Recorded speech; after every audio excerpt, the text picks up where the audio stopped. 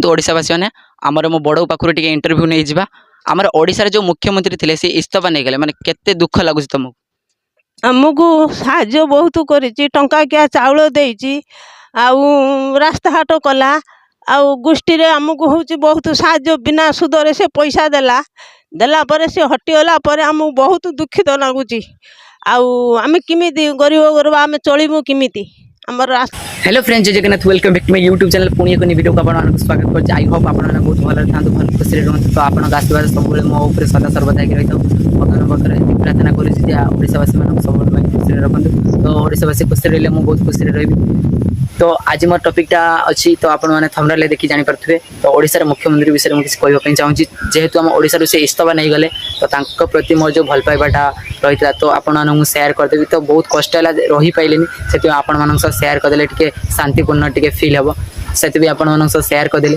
तो don't mind कहीं mind को नहीं आ प्राय लोक अच्छे माइंड को नहीं जी जे कौन दल को कौन दल को लेकिन डिस्कसन करूनी तो कहीं माइंड को नहीं मुझे ओनली आमर ओडिशार मुख्यमंत्री विषय में आलोचना करने चाहूँगी तो से भिडियोटा ओडावासी मानी आनिली तो शेयर कली तो मनर कथाटा कहीं ये बाधि कहीं इस्तीफा जिते नहीं जाऊँच ना से बाधिला कहीं आमको 25 वर्ष है शासन कर तो ओडिशार मुख्यमंत्री श्रीजुक्त नवीन पट्टनायक बाबू तो से आमको बहुत बाधिला से इस्तीफा नहीं गले कहीं प्रति जो ओडावासी मान भल पाइबा तो जीवन सारा शेष निश्वास पर्यंत भल पाइबा रही समस्त तो से ही भल पाइबाटा को आम प्रूफ करके देखईदेबू मुझे चाहूँगी आपण मानक अन्य मानकर केते भल पाइबा अच्छी तो आपण शेयर करेंगे आज आम ग्राम समस्त पचारि वृद्ध आ मौसा माउसी मान पचारि तो आपण शेयर करी तो मतामतटा देले आपण मैंने शेष पर्यंत भिडियो देखु तो शेष पर्यंत भिडियो देखला आपणकर मतामत देवे कमेंट रे तो बहुत खुशी लगे तो आसतु आम पचार जन प्रथम पचार मौसा हो मौसी हो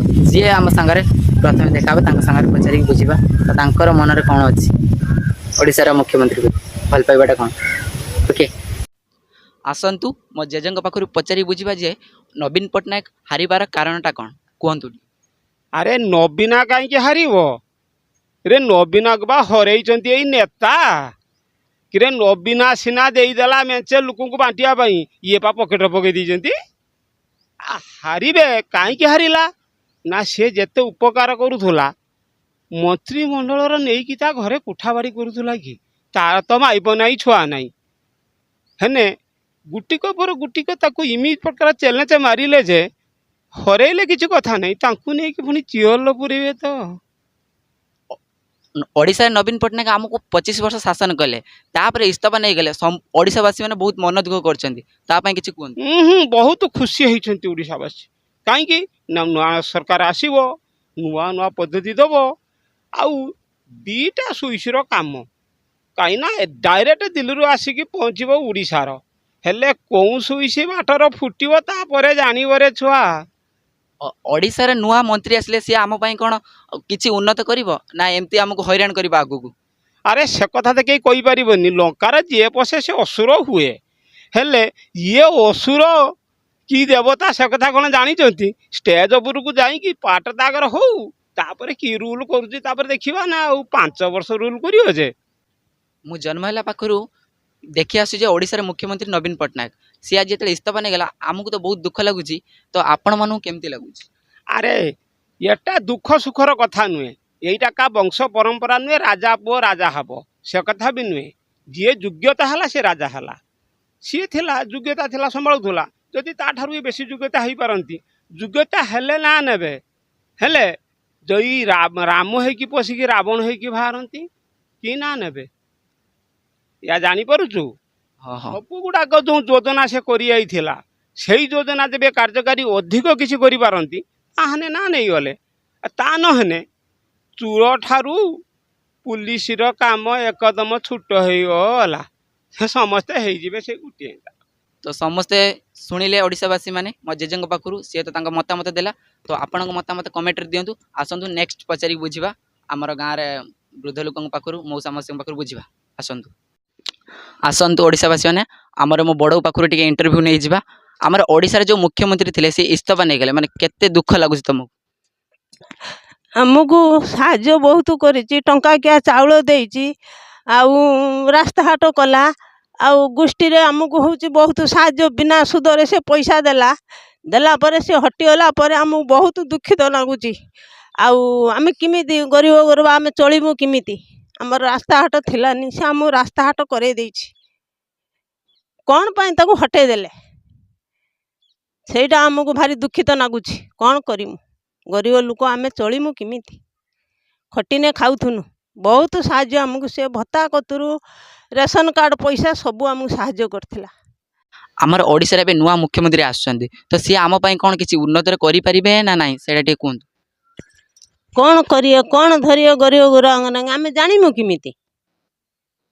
ଜାଣିନେ ଦେନେ ସିନା ଆମେ ଜାଣିମୁ ଯେ ହଁ ଆମ ପାଇଁ ସେ କିଛି କଲା। କିନ୍ତୁ ନବୀନ କରିଥିଲା। ଇଏ ତାଙ୍କର କ'ଣ କରିବେ? ମାରିବେ କି ଦେବେ କି ନ ଦେବେ ଆମେ କରିମୁ କ'ଣ? ଉପାୟ ଆମର କିଛି ନାହିଁ। ଆମେ ବହୁତ ଚିନ୍ତାର ରହି ଅରାନ୍ଧ ଅବାଡ଼ ଆମର ହେଉଛି। ହଉ ଶୁଣିଲେ ତ ଆମର ମୋ ବଡ଼କୁ କହିଲେ ଆପଣମାନଙ୍କୁ ଓଡ଼ିଶାବାସୀମାନଙ୍କୁ ଶୁଣ। ଆଉ ଆସନ୍ତୁ ନେକ୍ସଟ ପଚାରିକି ବୁଝିବା। ଆସନ୍ତୁ ମୋ ଖୁଡ଼ିଙ୍କ ପାଖରୁ ପଚାରି ବୁଝି ନେବା। ଓଡ଼ିଶାରୁ ମୁଖ୍ୟମନ୍ତ୍ରୀ ଇସ୍ତଫା ନେଇଗଲେ, କେତେ ତମର ମନ ଦୁଃଖ ଅଛି କୁହ? ବହୁତ ଅଛି, ଟିକେ ଜୋର କୁହ। ବହୁତ ଅଛି। ଆମ ମନ ଏତେ ଦୁଃଖ ଅଛି, ଆମେ ଦରକାର ପାଇଁ ବି କାନ୍ଦୁଛୁ ତାଙ୍କ ପାଇଁ। ସେ ଆମ ଓଡ଼ିଶାବାସୀ ପାଇଁ ଏତେ କିଛି କରି ଯାଇଛନ୍ତି ଯେ ଓଡ଼ିଶାବାସୀମାନେ ବହୁତ କାନ୍ଦୁଛନ୍ତି। ତମର କ'ଣ ମତାମତ ଅଛି ତାଙ୍କ ପାଇଁ? ସେ ପଳେଇଲେ ଓଡ଼ିଶାରୁ। ଓଡ଼ିଶାରୁ ପଳେଇଲେ ଆମର ମତାମତ ନ ଯାଇଥିଲେ ଭଲ ହେଇଥାନ୍ତା।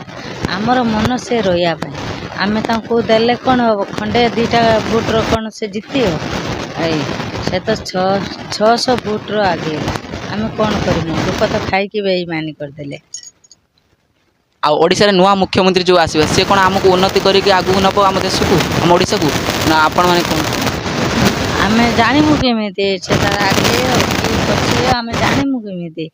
ଆଉ ହେଉଛି ମୁଖ୍ୟମନ୍ତ୍ରୀ ହେବ, ଆଉ ତାର ହେଉଛି ତା କଳାକାର କେମିତି କ'ଣ ସେ ଦେଇସାଇନେ ଆମେ ଜାଣିନେ ଆମେ ଯାହା କହିମୁ କି ମନ ଖୁସି କରିମୁ। ହଁ ଆମେ ତ ସମସ୍ତେ ଶୁଣିଲେ, ଓଡ଼ିଶାବାସୀମାନେ ସମସ୍ତେ କହୁଛନ୍ତି। ଆସନ୍ତୁ ନେକ୍ସଟ ପଚାରିକି ବୁଝିବା ଯେ ତାଙ୍କର ମନର କ'ଣ ଅଛି, ତାଙ୍କ ମତାମତଟା ବୁଝିବା। ଆପଣ ଆସନ୍ତୁ ଆଉ ଜଣଙ୍କ ଜେଜେଙ୍କ ପାଖରୁ ବୁଝି ନେବା। ଓଡ଼ିଶାର ମୁଖ୍ୟମନ୍ତ୍ରୀ ଯେତେବେଳେ ଇସ୍ତଫା ନେଇଗଲେ ତ ମନଟା କେତେ ଦୁଃଖ ଅଛି?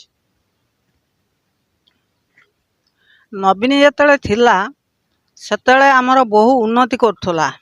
ଆମେ ଭତ୍ତା 500 ଦେଉଥିଲେ, 1000 ପାଇନୁ। ଲୋକମାନେ ବହୁତ ସାହାଯ୍ୟ ଆକାରରୁ ପାଉଥିଲେ। ଆଉ ଏଇ ଯେଉଁ କାର୍ଡ଼ ହେଇଥିଲା କାର୍ଡ଼ର 1000 ନାଖେ ପାଇଲେ। ବର୍ତ୍ତମାନ ବହୁତ ତାଙ୍କ ପାଇଁ ଆମେ ବହୁ ଚେଷ୍ଟା କରିଛୁ, ସେ ହେଇପାରିଲାନି କୌଣସି ମତେ। ଆମେ ଆଉ କ'ଣ କରିମୁ? ଏଣିକି ନୂଆ ଯିଏ ହେଇଚିନି ସେ ଦେବେ କି ନ ଦେବେ ଆମେ ଜାଣିପାରୁନୁ। ଆମେ କେମିତି କହିମୁ? ଆମେ ତାକୁ ଜାଣିପାରୁନୁ ସେ ଦେବେ କି ନ ଦେବେ କି କ'ଣ ହେବ ଆମେ ସେଟାକୁ ଜାଣିପାରୁନୁ ମୋଟେ। ଆଉ କ'ଣ କହିମୁ? ଆଉ ଏଇ ଦୁଃଖର ଆମେ ଅଛୁ, ଆଉ ଦୁଃଖ ପ୍ରକାଶ କରୁଛୁ। ଏ ଦୁଃଖ ପ୍ରକାଶର କିଛି ବୁଝିବେ। ହଉ ଜେଜେଙ୍କ ପାଖରୁ ଆପଣମାନେ ଶୁଣିଲେ ଓଡ଼ିଶାବାସୀମାନେ, ତ ଆପଣମାନଙ୍କର ମତାମତଟା ଦିଅନ୍ତୁ।